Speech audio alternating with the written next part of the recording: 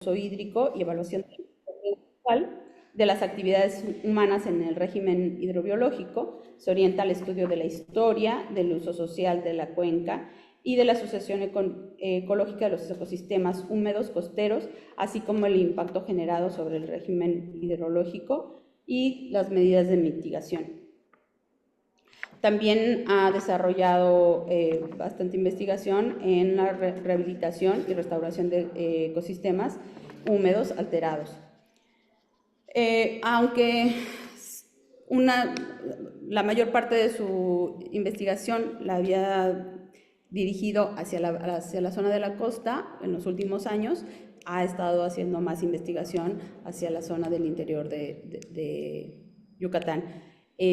Actualmente labora en el CIMBESTAB, en la unidad Mérida, en el Departamento de Ecología Humana. Un gusto, doctor. Un gusto, un placer estar el día de hoy con todos ustedes. Gracias. Gracias. Y bueno, para dar paso ya, ahora sí a que ustedes hablen, la dinámica que vamos a llevar el día de hoy es que les voy a hacer una pregunta específica a cada uno de ustedes. Vamos a tener entre 4 y 5 minutos para que contesten esta pregunta y luego quisiera hacerles una pregunta para que la contesten todos, si es que nos da el tiempo. Vamos a tratar de que sí, porque la verdad es que creo que van a salir cosas muy ricas de esto. Pues, si les parece, quisiera empezar con la doctora Flor Mireya. Y en este caso, la pregunta para usted sería, si nos puede, si bien ya ahorita la doctora Julia nos dio una explicación, nos gustaría que nos apoye ampliando esto. ¿Cuál es la diferencia entre una amenaza, la vulnerabilidad y el riesgo en el contexto del agua subterránea? Pero sobre todo, si nos puede explicar por qué considera que es importante estudiarlos de forma integral. Sí, gracias. Bueno, primero sí quiero decir que complementar la información de la doctora Julia, ¿verdad?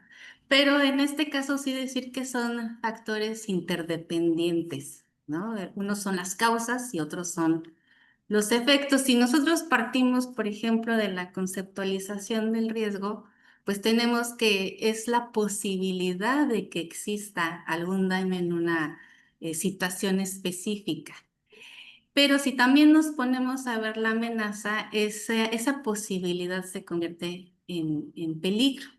Entonces, tanto el riesgo como la amenaza pues llegan a detonar la vulnerabilidad, que es el grado de susceptibilidad que tiene o la capacidad que se tiene o que se experimenta para ya enfrentar un hecho. Ya no es una posibilidad, ya no es un peligro, ya no es una amenaza. Y en el caso, pues, de Yucatán, tenemos una serie de factores muy importantes que están generando una vulnerabilidad hídrica muy alta. En primer lugar, porque pues actúan de forma simultánea, actúan de forma intensa, ¿no? Ya nos explicaba un poco también la doctora Julia, y esa intensificación y esa simultaneidad con la que actúan, pues están intensificando la vulnerabilidad, que es lo que estamos viendo, sobre todo pues en Yucatán con la vulnerabilidad hídrica, ¿no? Que es la sobreexplotación del recurso hídrico. Y voy a ser un poco crítica en este sentido, ¿no? La mayoría de los estudios que se hacen al respecto de riesgo, vulnerabilidad, amenaza, los hacemos de forma separada. ¿Esto a qué nos ha llevado? Por un lado, pues a incrementar o hasta perpetuar la vulnerabilidad. Nos hemos encargado más del hecho sin voltear a ver, ¿no? O sin modificar la estructura, en este caso, pues de la vulnerabilidad. Y lo estamos viendo con esta sobreexplotación hídrica, que es la vulnerabilidad hídrica, nos está llevando a intensificar la vulnerabilidad de la disponibilidad del agua, ¿no? Ya se hablaba mucho de calidad y de cantidad, de la cantidad de sustancias tóxicas para la salud humana en cuanto a su uso y consumo. Y es lo que estamos haciendo, ¿no? Perpetuar esa vulnerabilidad en este caso. Yo no sé si habrá un momento en Yucatán donde hablemos de que el agua está simplemente contaminado, de que el agua potencialmente usable ya se acabó por esta interacción simultánea que existe de todos estos tipos de riesgos que se presentan, ¿no? Y por ejemplo, elaboré un cuadro hablando de qué sería un riesgo, una amenaza y una vulnerabilidad. Desde mi perspectiva de geógrafa urbana, pues hablo, un riesgo podría ser el crecimiento urbano, una amenaza es la presión que se ejerce sobre ese recurso. Sobre todo, pues teníamos hasta hace unos años un crecimiento hacia todas direcciones de la ciudad. Ahora con la verticalización de la ciudad, estamos jalando agua, pero jalando agua no disponible porque ya está contaminada. Entonces, ¿cuál es la vulnerabilidad? Que la disponibilidad del agua baje, ¿no? Otro aspecto importante que del poco se habla es de la gestión inadecuada. Eso pasa en todos lados, ¿no? Evidentemente en todo México, pero hablan de la debilidad de los organismos operadores. Como la doctora Julia ya decía, nuestro problema es más económico, falta de inversión. ¿Cuál es la amenaza? Pues que hay inseguridad hídrica, hay estrés hídrico, estamos sacando agua más de la que existe, por decir algo. ¿Y cuál es la vulnerabilidad? Pues nos lleva a una distribución desigual, a una precarización de los servicios y de abastecimiento y sobre todo pues a un abandono de las necesidades de los sectores más vulnerables. Y con respecto a esta vulnerabilidad de la disponibilidad, que por lo común se mide por el volumen de agua per cápita, pues tenemos mucho de desecho de aguas residuales domésticas, comerciales, la intensificación que se está dando con este desarrollo inmobiliario, la turistificación. ¿Cuál es la amenaza? La baja calidad del incremento en el consumo de agua. Estamos consumiendo más agua embotellada. ¿Cuál es la vulnerabilidad? Pues aparte de las enfermedades que ya se han mencionado, hay un aumento en el consumo de microplásticos por beber agua en agua embotellada. Y así me puedo ir con esta lista interminable, pero lo que quiero que se entienda es esta interacción simultánea se multiplica en amenazas e incrementa la vulnerabilidad. Entonces, si no hacemos seguimos haciendo caso omiso, tendemos a incrementar a perpetuar, perdón, la vulnerabilidad hídrica, ¿no? Entonces, es muy importante eh, analizarlos, abordarlos de forma integral para mitigar. Lo ideal sería evitar, ¿no? Pero en este caso sería mitigar o disminuir esos grados de daño para no llegar a los niveles que estamos ahora en cuestión de vulnerabilidad y sobre todo para construir estrategias específicas. Ya lo decía la doctora Pacheco, ¿no? Necesitamos acciones que nos digan el qué, pero las estrategias es el cómo, ¿no? Entonces, empezando a visualizar de esta forma integral de cuál es la estructura de la vulnerabilidad, qué es el riesgo y la amenaza, entonces podemos actuar en consecuencia. Muchísimas gracias, doctora.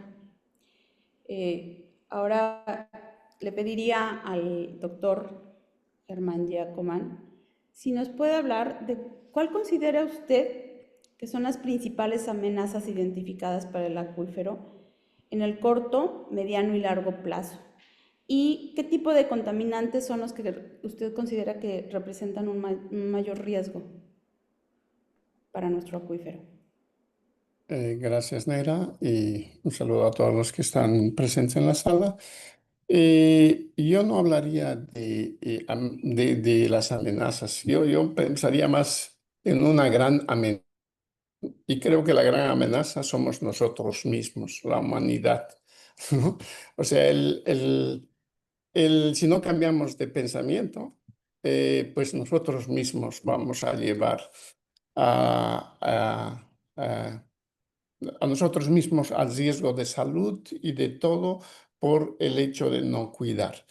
Nosotros somos los principales generadores de residuos, ¿no? O sea, desde que nacemos hasta que morimos, generamos residuos. Si no manejamos esos residuos que generamos adecuada, pues no hay forma de reducir la contaminación, ¿no? O sea, ahora si me preguntas sobre cuáles son los aspectos que generan un incremento en la amenaza, pues es eso, ¿no? La mala disposición de los residuos, no sólidos solamente, de todos los residuos que producimos, ¿no? Desde gaseosos, líquidos, sólidos, si no sabemos disponerlos o si no los manejamos adecuadamente o no los tratamos, esa es la gran amenaza, ¿no? Para mí, ¿no? O sea, y sigo en ese proceso. O sea, si voy a los rellenos sanitarios o a los vertederos municipales, cuando tengo vertederos municipales que no se operan adecuadamente o no se operan como deberían ser, empezando desde la selección de la basura como tal, ¿no? Pues es una amenaza, ¿no? Porque ese vertedero va a lixiviar y con la cantidad de agua que llueve aquí en el estado, pues eso aumenta la lixiviación, ¿no? Entonces, todo lo que se haya depositado en un vertedero, pues va a parar en el agua, ¿no?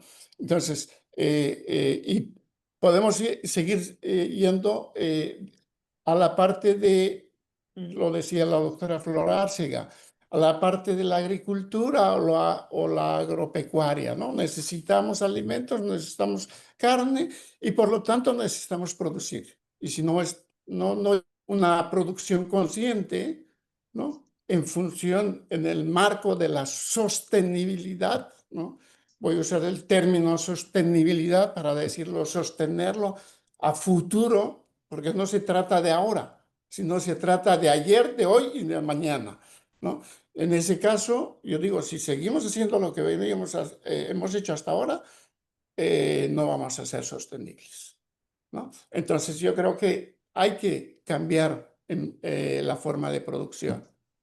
Lo decía la doctora Flor ahorita en su participación, que también la falta de planificación urbana, ¿no? La falta de conceptos concretos sobre el desarrollo urbano de Mérida, ya no son sostenibles, ¿no? Yo creo que hay que empezar a cambiar en la forma de vivir en Mérida, ¿no? Podemos entrar en la discusión de si el desarrollo debe ser vertical o horizontal. Yo pienso que el desarrollo ya no puede ser horizontal. Eso es lo menos sostenible que se puede tener. Yo creo que la única forma de tener un desarrollo sostenible va a tener que ser un desarrollo vertical, ¿no? Pero eso también implica un cambio en la forma de vida, ¿no? ¿Por qué? Porque pues necesitamos más espacios verdes. Lo decía la doctora Julia, estamos reduciendo los espacios verdes a través de este determinado crecimiento urbano que tenemos, ¿no? Entonces, por lo tanto, yo lo voy a resumir a un punto y con esto diría es la respuesta a la pregunta que se me hizo. Tenemos que tener un ordenamiento territorial que rija las acciones nuestras, que nos diga cómo queremos desarrollarnos, ¿no? Cómo queremos cubrir nuestras necesidades en una forma para pensar cómo vamos a ser sostenibles al futuro. Y eso, para mí, el no tener ese ordenamiento territorial que sea un modelo que rija este desarrollo, creo que es una gran amenaza. Gracias. Muchísimas gracias, doctor. Me iría ahora con Eli y a Eli le preguntaría, ¿cómo consideras tú que la integración de estudios interdisciplinarios y la formación de nuevos recursos humanos puede apoyar a la toma de decisiones sustentables para la región? Sobre todo pensando, tú que estás trabajando ahorita con gente más joven, que además formas parte de una generación muchísimo más joven que la mayoría de los que estamos de este lado. Entonces, ¿tú cómo ves esto? ¿Qué es lo que consideras que se puede aportar desde estos grupos? Hola, buenas tardes a todos. Y bueno, creo que algo importante es decir que la decisión no puede estar basada en un solo dato. Y como mencionaba la doctora Flora hace un momento, tendemos a hacer estas investigaciones de forma separada. Entonces, hay muchos especialistas en química, calidad, la parte geológica, la parte hídrica. Entonces, tenemos que saber integrar toda esta información porque todo esto nos ayuda a la comprensión del sistema, a entender que todo está intercomunicado, que todo tiene relación entre ellos y más al ser un sistema tan complejo como el de la península, donde sabemos que geológicamente está todo conectado, pero también es importante integrar esta parte como social donde incluir a las sociedades de cómo está afectando y cómo les afecta a ellos y cómo lo ven. Entonces, creo que tendemos a separarnos, el investigar como por separado y se podría como generar esta información, porque si hay una información, pues podemos llegar al entendimiento y por ende vamos a poder generar una solución con esta comprensión general de todo el sistema y todos los riesgos que conllevan y todos los problemas, tanto que existen de manera en conjunta. Entonces, estas soluciones tienen que ser integrales para poder ser sustentables y así la sustentabilidad va a poder, podemos formar estos recursos humanos con estas nuevas visiones donde tienen que ver que es todo un panorama, no solamente el de yo hago cosas de contaminación y sí, pero entonces poderle dar otro enfoque. O sea, sabemos, por ejemplo, esta parte de que pues con parte del proyecto de este que mencionaste al principio, del que estamos participando, donde podemos ver análisis donde no hay, el agua se está, por ejemplo, inyectando, ¿no?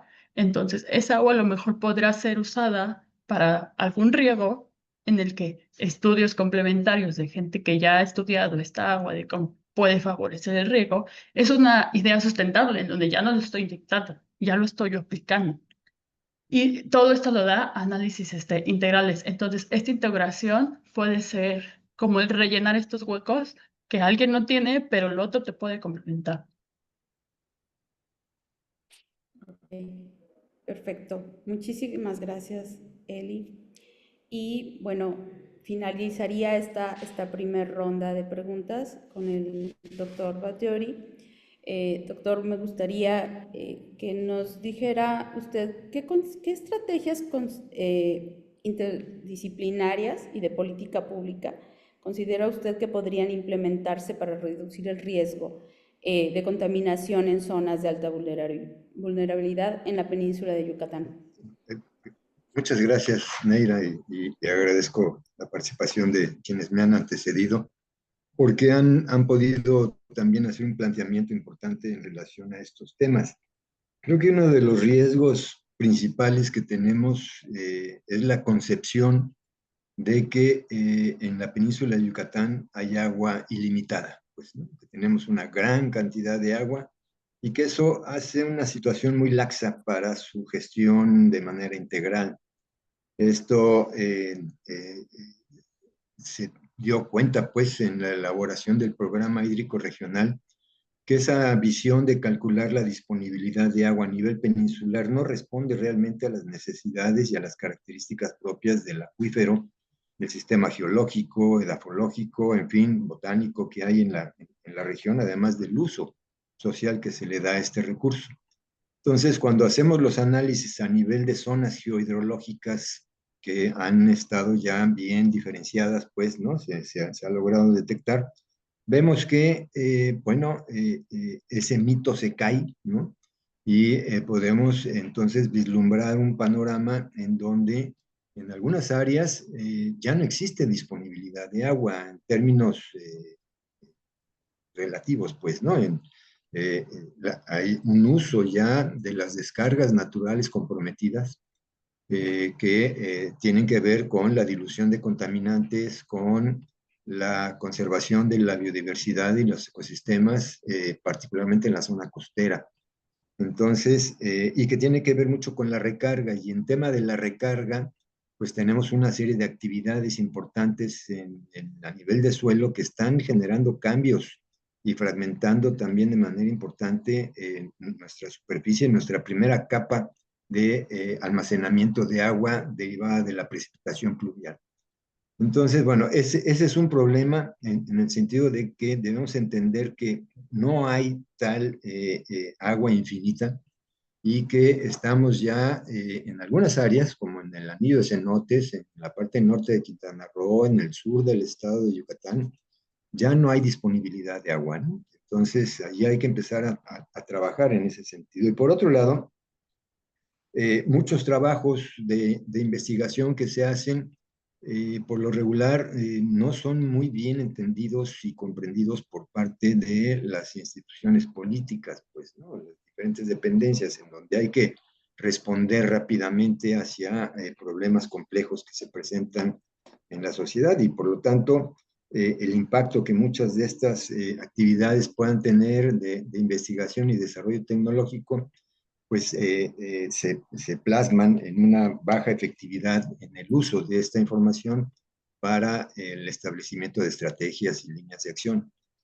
Y por otro lado, esta mirada temática y sectorial que tienen las diferentes dependencias de gobierno, que impide pues un trabajo integral en la materia del agua y en otras materias, pero en cuanto al agua, no podemos trabajarlo solamente desde la perspectiva física del agua y sus características químicas, sino también son sociales, culturales, entre otras. Entonces, la conformación, bueno, esta mirada temática y sectorial que también chocan con la mirada integral y holística que desde las comunidades se expresan hacia arriba, digamos, en cuanto a los problemas y necesidades para el propio desarrollo local. De tal forma que sería muy importante poder empezar a cambiar esta estructura, pues, ¿no? De atención a un tema transversal que es tan importante como el tema del agua, y empezar a trabajar, por ejemplo, en el caso de Conagua y del Consejo de Cuenca, como una área de participación social y particularmente no a nivel peninsular, sino a nivel de zonas geohidrológicas como los organismos de cuenca, como el Cotasmey, por ejemplo, como el recién formado en Valladolid. En Quintana Roo también hay varios comités de técnicos de aguas subterráneas, por ejemplo, que permite hacer análisis al detalle de una unidad en particular donde se pueden hacer balances de materia y energía en este sentido.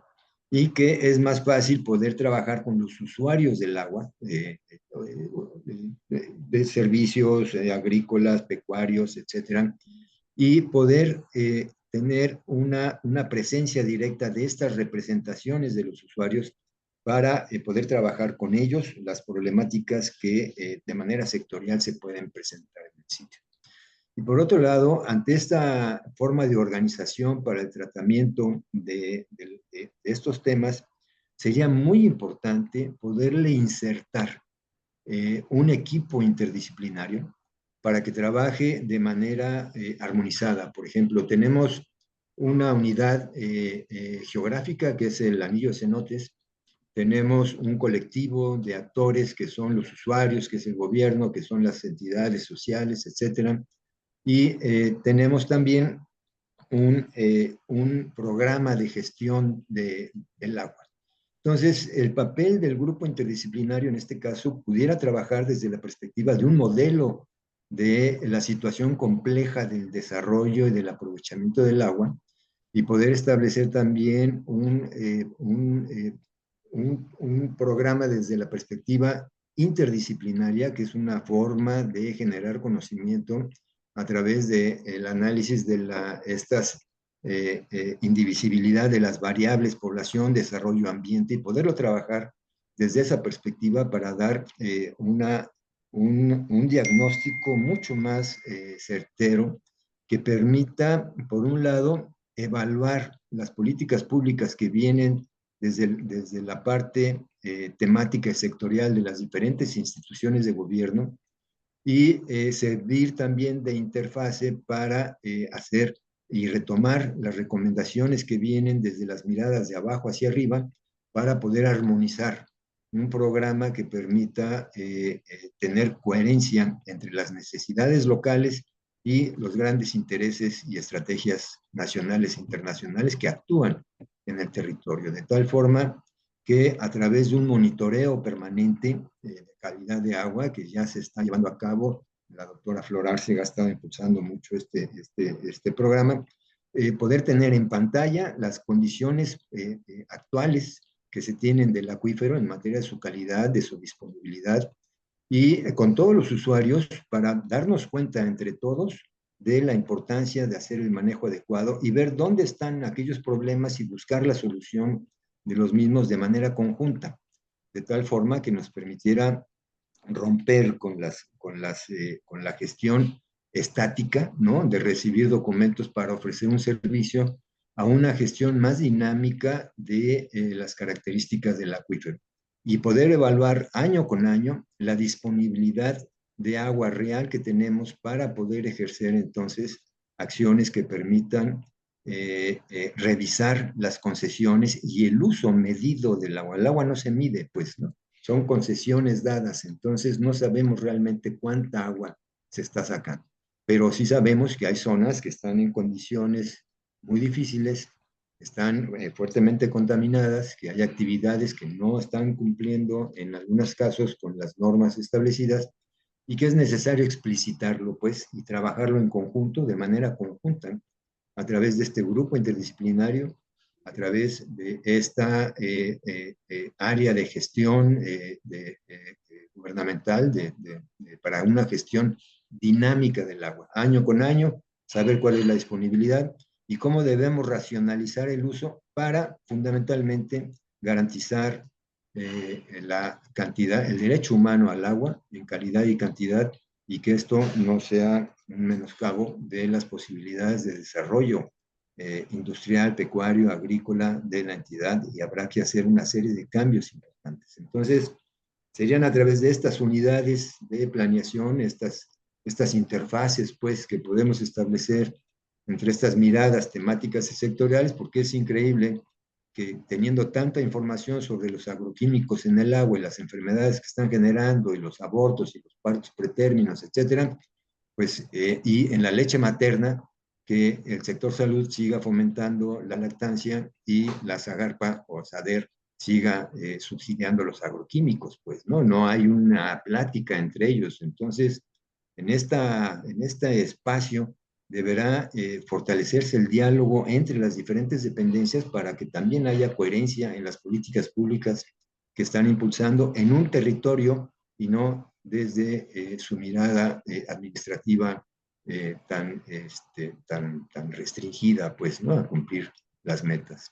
Y ahí, pues, las áreas ambientales, ¿no? La Secretaría de Desarrollo Sustentable, la Semarnat, y todos los que tienen que ver con el medio ambiente, es una dimensión, no es un sector más, sino verlo como una dimensión que atraviesa de manera transversal todos los temas económicos, sociales, culturales, para poder lograr un programa con acciones y con estrategias que permitan darle seguimiento entre todos, pues entre este grupo en general de usuarios del agua y de interesados también en cuestiones de género, de grupos originarios, grupos vulnerables, etcétera, que permitan mejorar las condiciones de vida y mejorar nuestro acuífero también ante las necesidades de cambio climático, que se va a agudizar pues mucho más el problema. Así que no podemos ir solos, tenemos que ir caminando todos juntos y entender las necesidades de cada uno de los sectores para poder cubrir las expectativas de desarrollo en la región. Gracias. Muchísimas gracias, doctor. Y bueno, antes de pasar a la siguiente pregunta, creo que aquí después de escucharlos, me quedo yo con esta parte de que tenemos que ver primero el problema como un problema multifactorial, multisectorial, y también en esta parte de tener los conocimientos, ¿no? Creo que a final de cuentas algo que tenemos que entender para poder atacar la problemática que tenemos con un sistema kárstico en el que vivimos y con todas las problemáticas tan complejas que se pueden presentar con este sistema en el que vivimos, pues tenemos que atacarlo desde diferentes ángulos, ¿no? Y pues el trabajo tiene que ser de manera conjunta. Eso sería, creo, con la principal idea con la que me quedo. Y ahora pasaría a la siguiente pregunta. Esta es una pregunta que quiero hacerle a todos y que me gustaría que me dieran pues una respuesta. Vamos a tratar de ser breves para después pasar a las preguntas. Ya hay muchas preguntas en el chat, pero sí me gustaría darles tiempo para que respondan a esto. A mí, digamos que actualmente tenemos y sabemos que estamos tratando de atender un acuerdo que existe a nivel nacional, que es el derecho humano al agua. Es un tema que se viene hablando desde hace mucho tiempo y que si bien tendría que haber sido una de las cosas que se atacaran y que se atendieran desde hace muchísimos años, es algo que sabemos que no está sucediendo actualmente. Entonces, a mí sí me gustaría preguntarles a ustedes, ¿cómo podríamos articular esta parte del derecho humano al agua y el saneamiento con la protección de nuestro acuífero kárstico y la prevención del riesgo de contaminación que existe aquí? O sea, ¿cómo podemos aprovechar esta parte? ¿Cómo podemos realmente atacar y atender este derecho, pero también al mismo tiempo prevenir la contaminación y el riesgo que tenemos en el suelo kárstico? Entonces, me iría en el mismo orden en el que empezamos para que me vayan contestando, doctora Flor. Sí, sí, gracias. A mí me cuesta un poco de trabajo hablar de derecho humano al agua, ¿no? Se me hace, aquí he identificado que el derecho humano al agua está roto, ¿no? Porque parece que está más favoreciendo más al acaparamiento, a la contaminación, o sea, las condiciones que nos acaba de decir el doctor Bargiori, que ya no hay agua disponible, pues eso nos está diciendo el grado de violación que está teniendo este derecho. En general es el derecho humano que más se violenta, ¿no? No hay que, en segundo lugar, yo creo que no hay que limitarnos a lo que dice la Constitución, que hay que garantizar el acceso al agua, sino aquí creo que hay que concientizar de lo que significa el paisaje kárstico, bueno, el manto acuífero, que es un bien común, ¿no? No es un bien colectivo, es un bien común, no nada más es para las industrias, porque parece que el derecho humano se ejerce para las industrias, porcícolas, refresqueras, a las inmobiliarias, y que es un ecosistema muy delicado, que se tiene esta percepción de que el agua se filtra, pero no, por la misma delgadez, sus mismas características geológicas, no alcanza a hacer un tamizaje completo.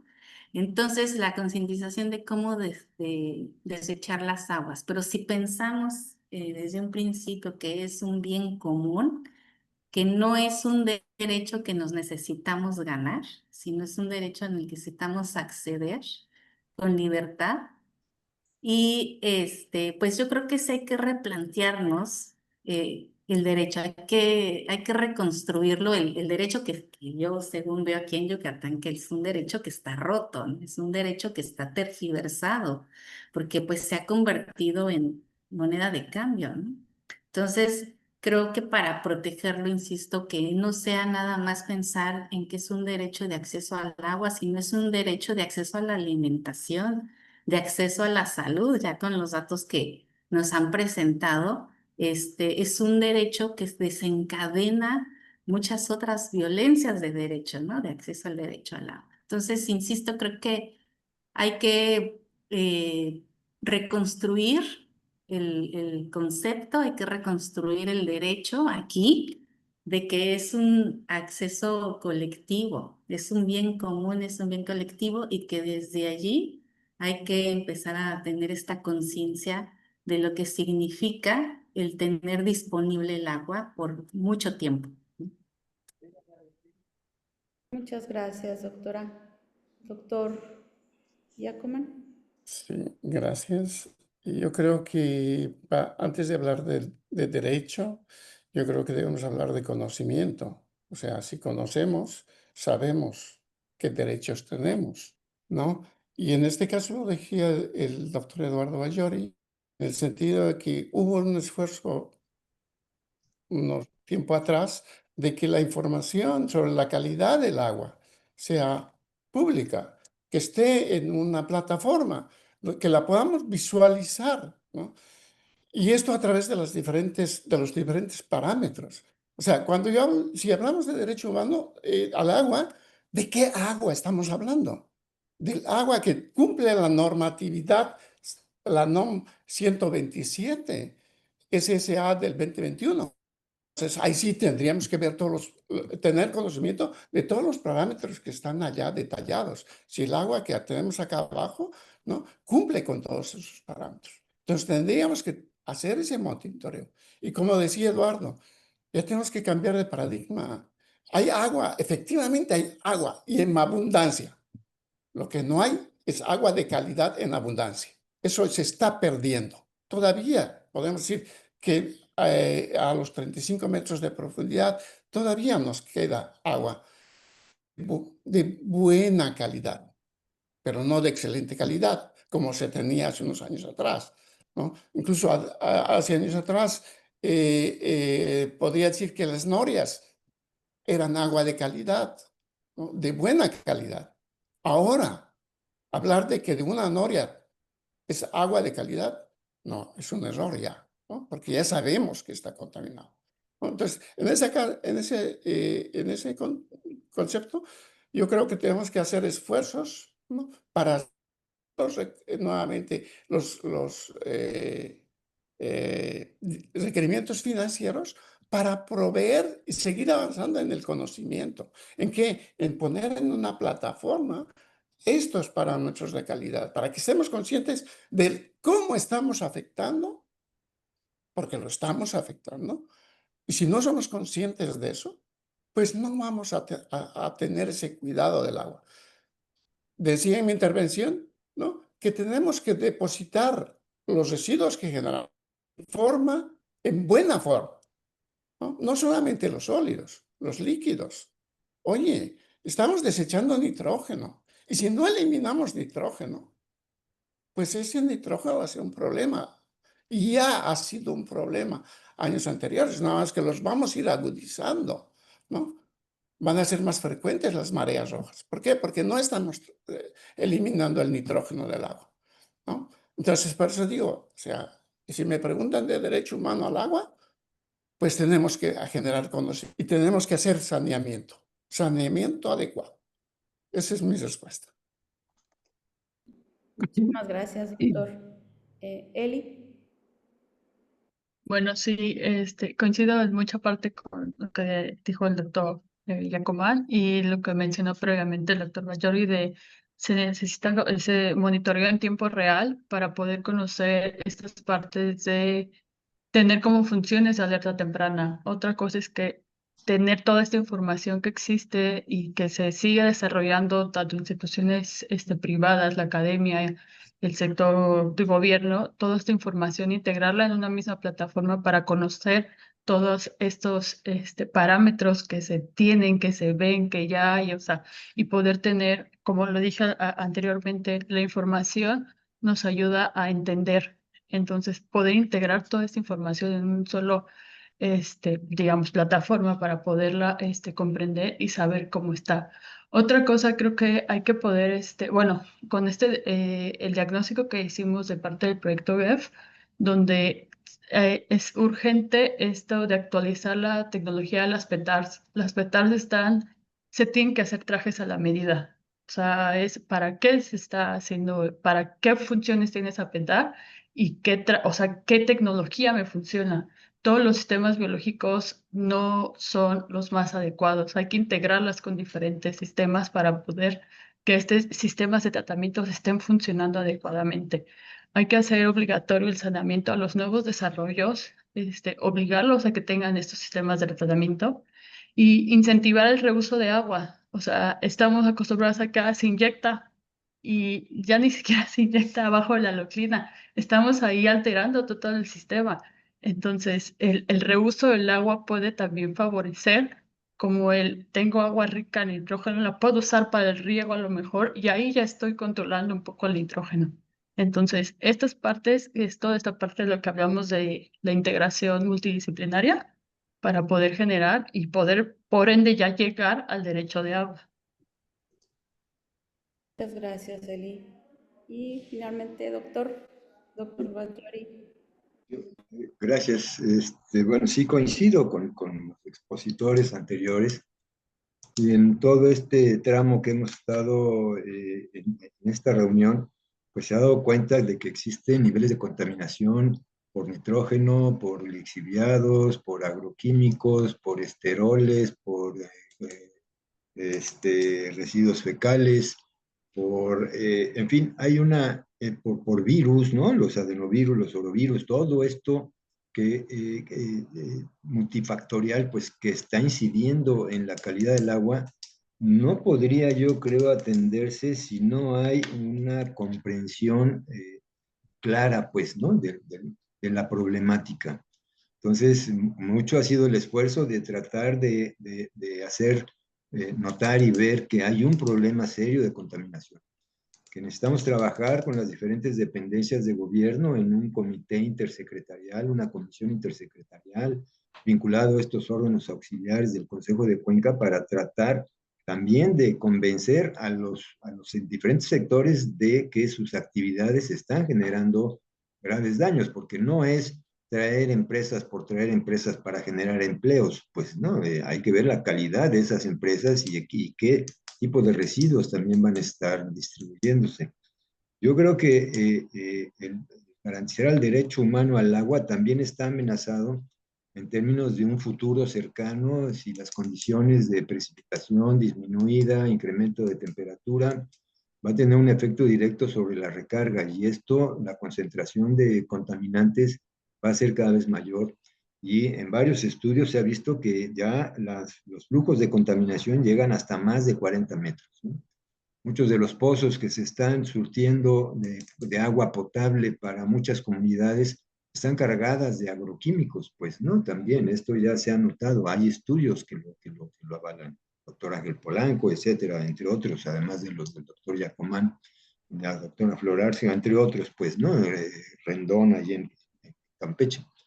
Entonces, yo creo que realmente para tratar de buscar un entendimiento y una forma de empujar y buscar los recursos necesarios de aplicación de manera emergente, a lo mejor, y esto es un tema que lo hemos platicado desde hace tiempo, la necesidad de establecer mediante decreto o alguna cuestión así, una situación de contingencia ambiental por contaminación del acuífero y actuar en consecuencia para que pueda haber inyección de recursos importantes para la restauración de este acuífero a través del manejo no solamente impositivo, ¿no? En cuanto a cobrar impuestos por contaminación, por emisiones de gases, etcétera, sino cómo esos recursos pueden venir a un fondo que permita impulsar acciones de saneamiento importantes, de diagnósticos más detallados, de hacer una evaluación real de la disponibilidad del agua y de la salinización que con el tiempo va a ir presentando. Necesitamos hacer desarrollos tecnológicos también para empezar a dar un tratamiento de desalinización del acuífero, pues, ¿no? Ante la presencia de cambio climático, la elevación de la cuña marina, la disminución de la recarga, el sacarle más agua de lo que podemos, esto va a ir salando nuestro acuífero además. Entonces, creo que es importante romper, como dice Germán, estos viejos paradigmas y entrarle a un proceso más dinámico de gestión y de actuación y tal vez con un incentivo desde la perspectiva de contingencia ambiental puedan venir los recursos necesarios para hacer las adecuaciones en todos los niveles de actuación, en la agricultura, con un riego más de goteo, más eficiente, más ahorrativo, poder impulsar, por ejemplo, prácticas tradicionales, ancestrales, la milpa, entre otras, que han demostrado tener posibilidades de mantener la biodiversidad y la conservación in situ de la selva seca. Este es un punto fundamental. La renta de la tierra no debe medirse por los pesos que va a generar en beneficios, sino por los beneficios de los servicios ambientales que provee a la sociedad en su conjunto. Entonces, pues me parece que hay un punto ahí que sería importante platicar y buscar las acciones necesarias que nos permitan buscar los recursos necesarios, tanto de organizaciones no gubernamentales como gubernamentales, y la participación de los centros de investigación haciendo las evaluaciones en el tiempo y mantener un monitoreo a largo plazo para ir deteniendo la visión del sesgo o de la recuperación o no de las actividades que se están realizando. Gracias. Muchísimas gracias, doctor.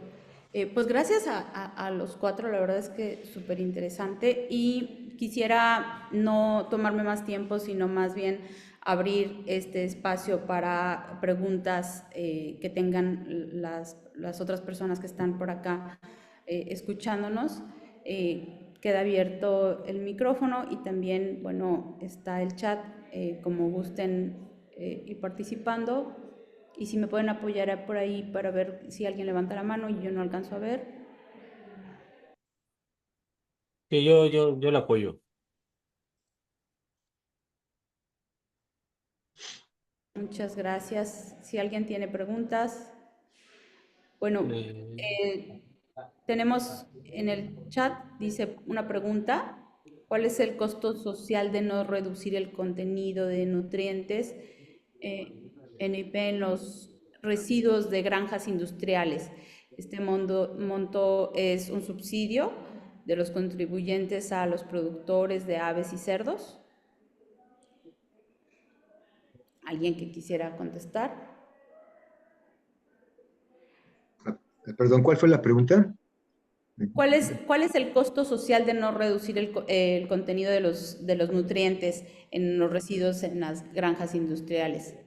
Bueno, mira, te diría, no solamente en las granjas industriales, sino la cantidad de agua que pueden utilizar es fuerte, pero también están los nutrientes derivados de los fertilizantes y de las aguas residuales. Yo creo que más bien sería el costo de reducir en términos generales los nutrientes que se están virtiendo hacia el interior del acuífero. Y esto tiene un problema serio, por ejemplo, en la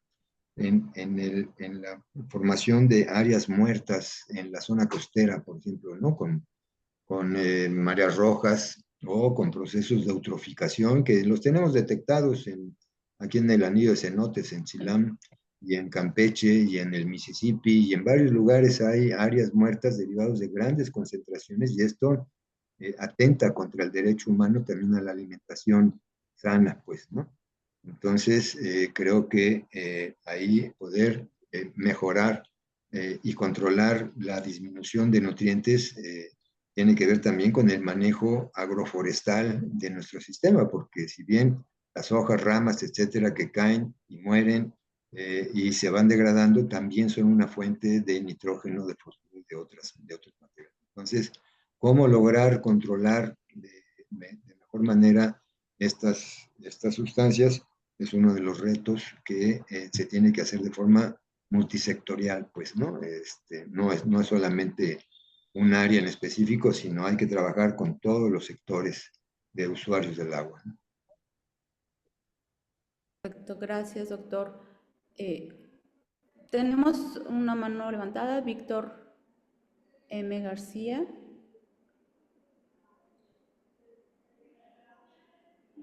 Gracias, secretaria. Gracias. Una felicitación para los expositores. Los 4 expositores han sido muy claros en sus presentaciones.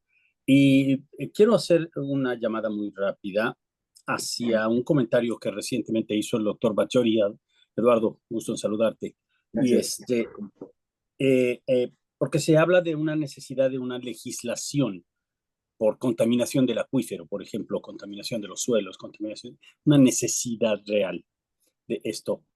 ¿Qué tanta cooperación real existe de parte de autoridades, de los 3 niveles, de legisladores?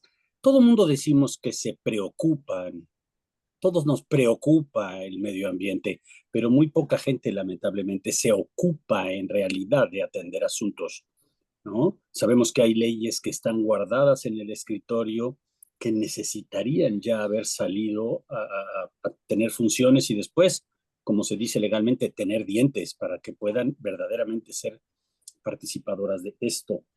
Y un comentario más. Se habla y normalmente nos es muy fácil señalar con el dedo acusador a los productores tecnificados y a las granjas porcinas de gran volumen y todo. ¿Por qué? Porque ahí están, ¿no? Ahí están, es muy fácil ubicarlas y localizarlas. ¿Qué tanta participación de contaminación tienen los no industrializados? Los pequeños productores de carne, los pequeños productores de granjas avícolas, porcícolas y granjas de agricultura, ¿no? De productores. ¿Qué tanto afecta el uso de los fertilizantes, pesticidas y todos que utilizan los pequeños productores comparados con los grandes productores? Gracias.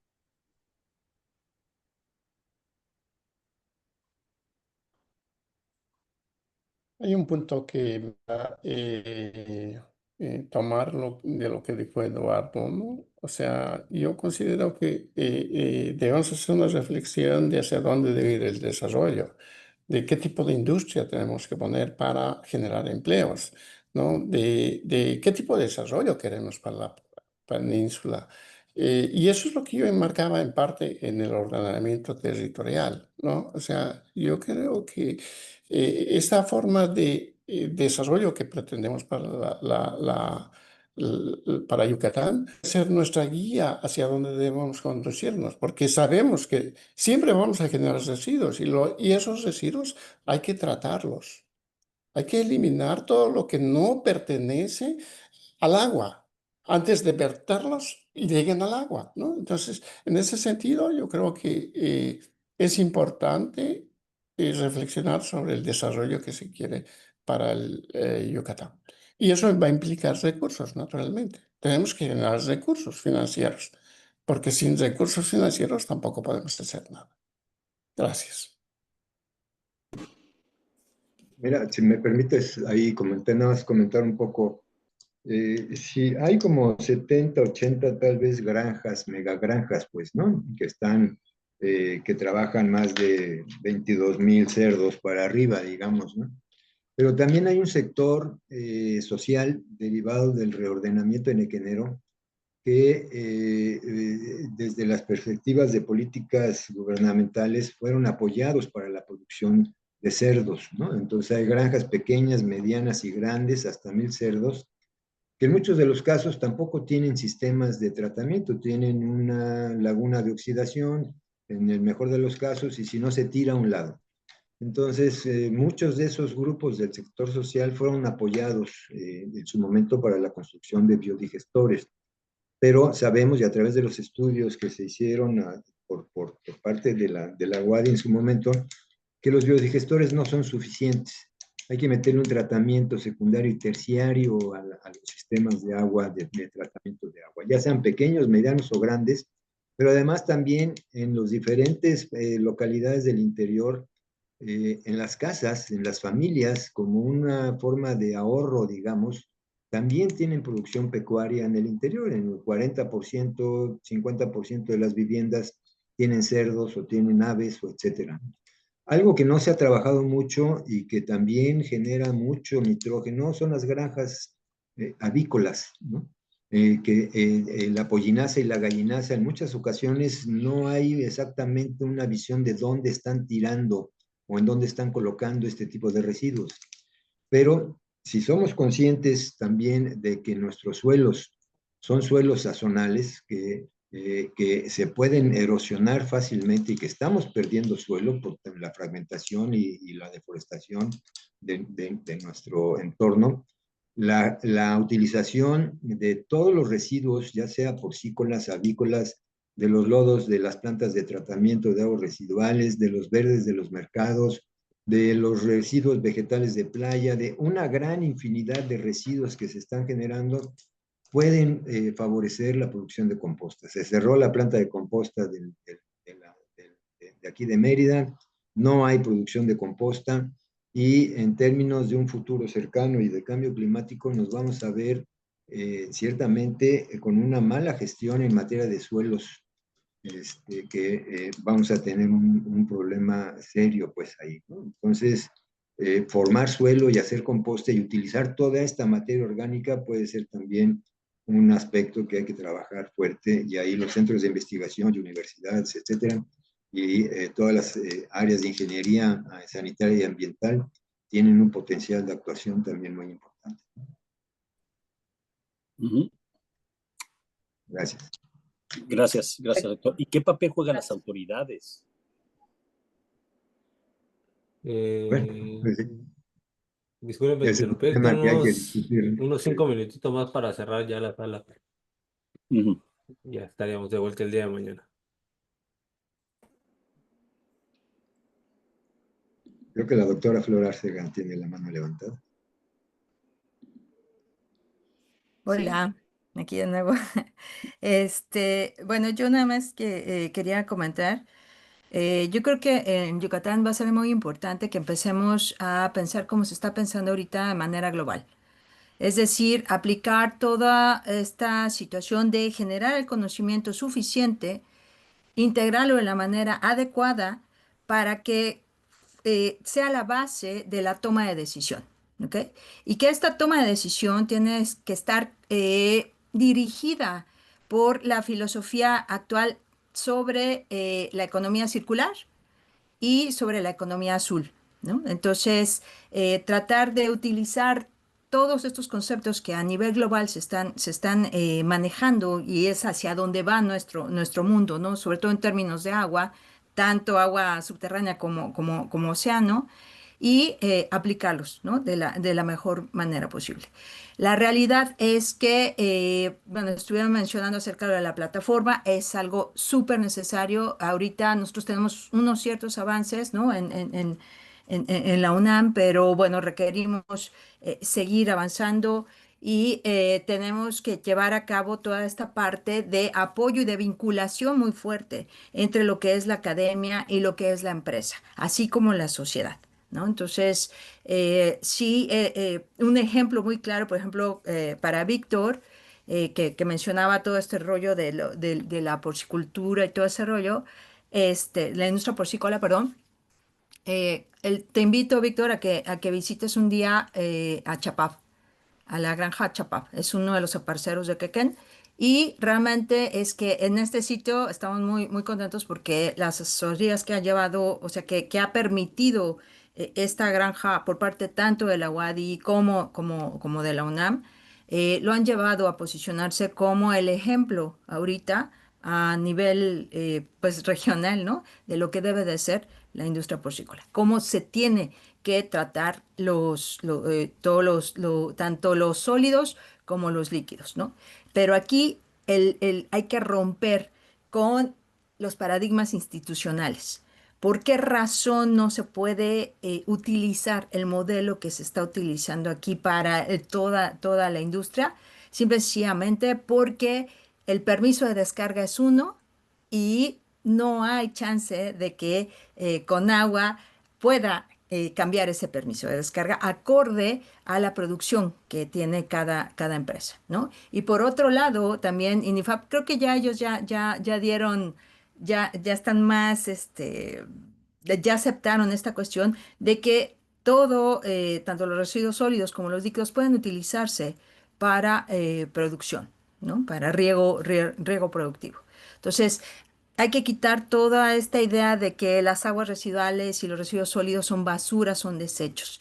Son todo aquello que nosotros requerimos reextraer, volver a meter en los ciclos biogeoquímicos para producción, ¿no? Lo que mencionaba el Doc Bayori acerca de que nos estamos quedando sin suelo y toda esa cuestión es una realidad. Y sin embargo, ahorita hay tecnologías excelentes y que son económicamente redituables que nos van a permitir reextraer el nitrógeno, reextraer el fósforo, reutilizar esa materia orgánica y generar toda esta economía circular, ¿no? Entonces, pues es eso, ¿no? O sea, información, toma de decisión, cambio de paradigma, autoridades que tengan la apertura de observar los datos y la información científica que se les entrega para tomar unas decisiones correctas, aunque vayan en contra de la legislación. ¿Sale? Gracias. No sé cómo estamos de tiempo. Ya estamos listos para cerrar. Ok, perfecto. No sé ahí quién nos va a apoyar para... No, Pues, si gusta cerrar usted con alguna ok, conclusión o algo y ya después sí, despido sí. yo. Perfecto, pues bueno, muchísimas gracias a todos por su participación. La verdad es que creo que aquí se ha generado una discusión interesante. Me parece que justamente siempre surgen en este tipo de foros muchas preguntas que se hacen hacia los diferentes sectores. En este momento me voy a tomar un minutito nada más para contestar desde la parte que nos corresponde en este momento como autoridad y decirles, si bien, o sea, sabemos que muchos temas no tenemos el alcance para resolverlos en el tiempo que tenemos muchas veces por cada administración, sí hay un trabajo que se ha venido haciendo desde hace ya varias administraciones, ¿no? Sobre todo en este tema de la contaminación y de las granjas que causa mucha controversia. Y en este momento sí se está trabajando con una visión mucho más integral, quisiera yo pensarlo.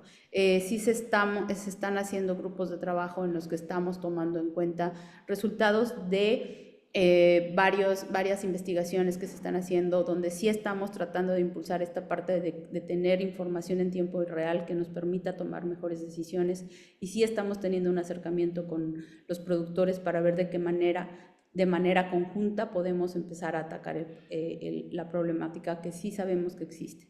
Entonces, me parece que tiene que ser un trabajo coordinado entre todos los sectores. Sí, creemos también que tenemos una gran fortaleza en la península de Yucatán, y es que tenemos grandes investigadores con grandes investigaciones que tenemos que aprovechar.